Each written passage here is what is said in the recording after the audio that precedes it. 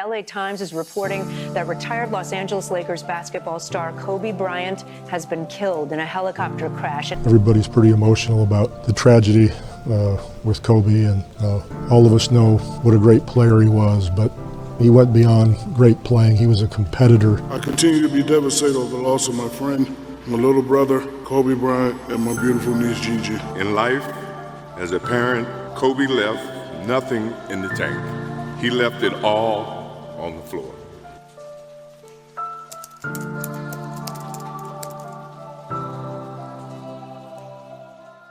Horrible end. What really happened to Kobe Bryant on that foggy morning in January? The world woke up confused. Social media was chaos. Was it a plane? Was it a helicopter? Was the whole family gone? Nobody knew. The information was wrong everywhere. But as the dust settled, the truth emerged. And the truth is far more complex than any headline could capture. Kobe Bean Bryant was not just an athlete. He was a global icon. 5 NBA championships, 18 All-Star selections, an Olympic gold medalist. He was the Black Mamba. For 2 decades, Kobe defined basketball. But here's what matters. His story was never simple. It was never just about winning. It was about surviving. It was about facing your darkest moments and coming out the other side different, stronger, better. If you still miss Kobe today, show some love right now. Drop a like and give hype if his legacy still inspires you. Because what we're about to share is the real story, the one they don't always tell you, the one that matters most. The Kobe Bryant that the world knew was a masterpiece of control. The Mamba mentality was a survival tool. He taught millions that greatness comes from hard work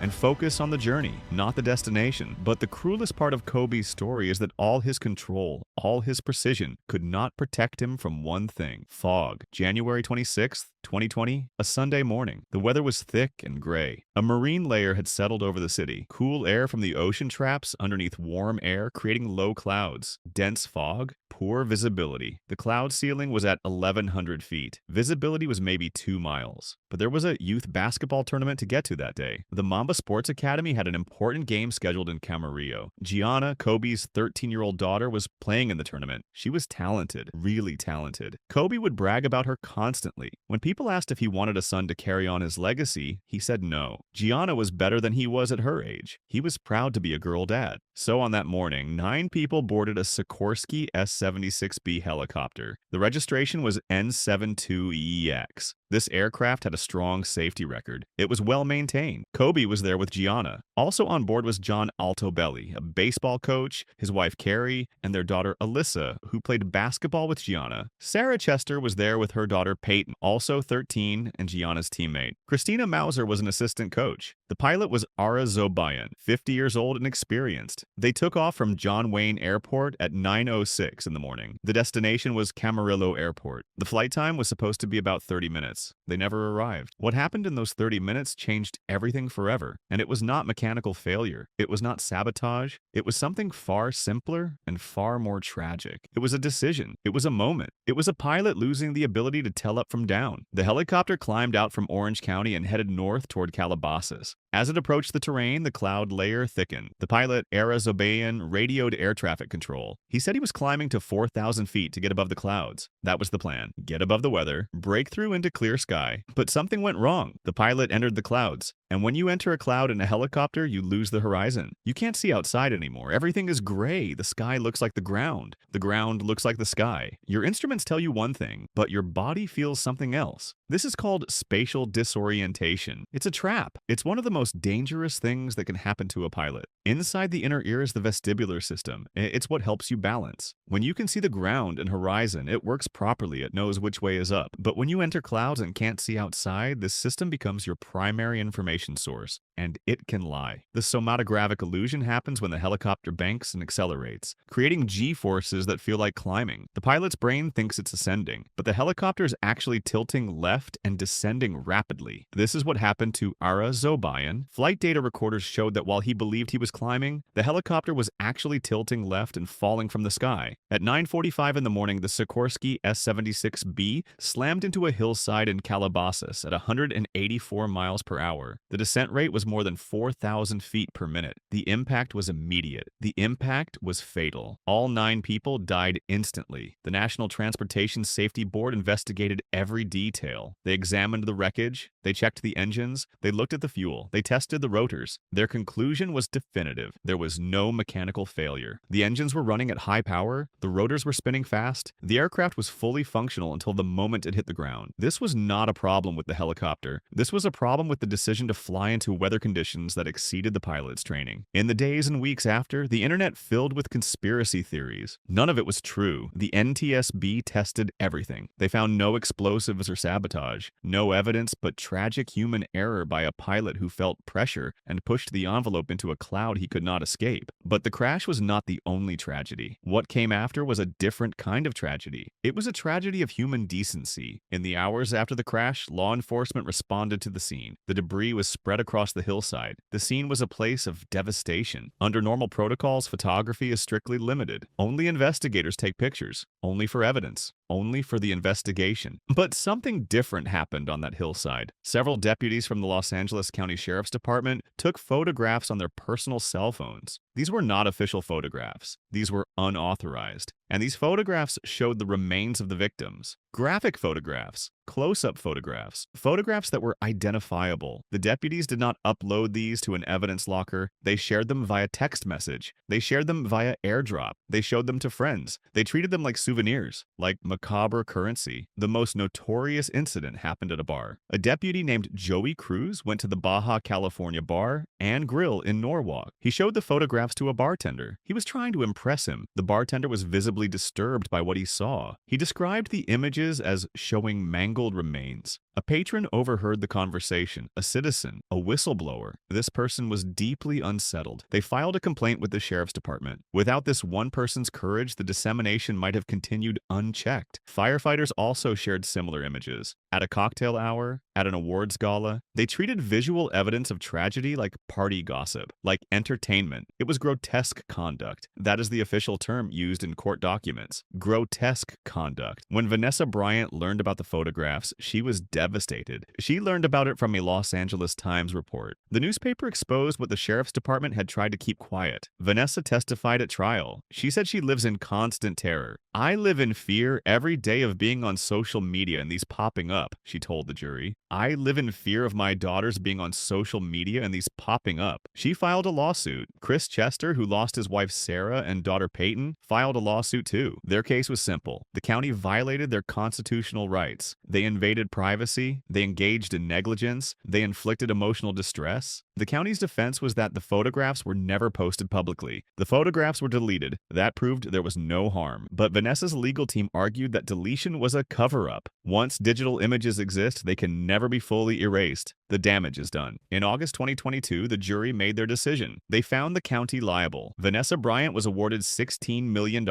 Chris Chester was awarded $15 million. But the case continued. In February 2023, to resolve everything and protect the Bryant children from future claims, the county agreed to settle. The total settlement was $28.85 million. This was not just money. This was a documented record of violation. This set a legal precedent. This forced policy changes in first responder agencies across the country. It said, the dignity of the dead matters. The rights of grieving families matter. Before the crash, before the photographs, there was another darkness in Kobe's life. It was 19 years earlier. It was June 30th, 2003. Kobe was in Colorado for knee surgery. He was 24 years old. He had just won 3 consecutive NBA titles with the Lakers. He was at the peak of his athletic powers in his career. A 19-year-old front desk employee at his hotel was invited to his room. A sexual encounter occurred that night. The next day, she filed a police report. She alleged rape. She underwent a sexual assault exam. The exam documented bruising on her neck and vaginal tearing. The evidence was real. Kobe was arrested. He initially denied sexual contact, but when confronted with DNA evidence, he admitted to the encounter. He said it was consensual. She said it was not. The battle that followed was brutal. His defense team was aggressive. They attacked the victim's credibility. They probed her sexual history. They questioned her mental state. They painted a picture of a woman with a scheme, a woman making false accusations. The media was vicious. The accuser's name and photo were leaked. She received death threats. She was subjected to intense public scrutiny. She was harassed. Brands dropped Kobe instantly. McDonald's declined to renew his contract. Nutella severed ties. Nike suspended all marketing. They refused to use him in advertisements. They did not release signature shoes. He was in commercial purgatory. The criminal case collapsed in September 2004. As jury selection was about to begin, the accuser informed prosecutors that she would not not testify. She could not endure the harassment. She could not endure the emotional toll. Without her testimony, the prosecution could not proceed. The charges were dismissed, but there was a civil settlement. The terms were confidential. Estimates put it over $2.5 million.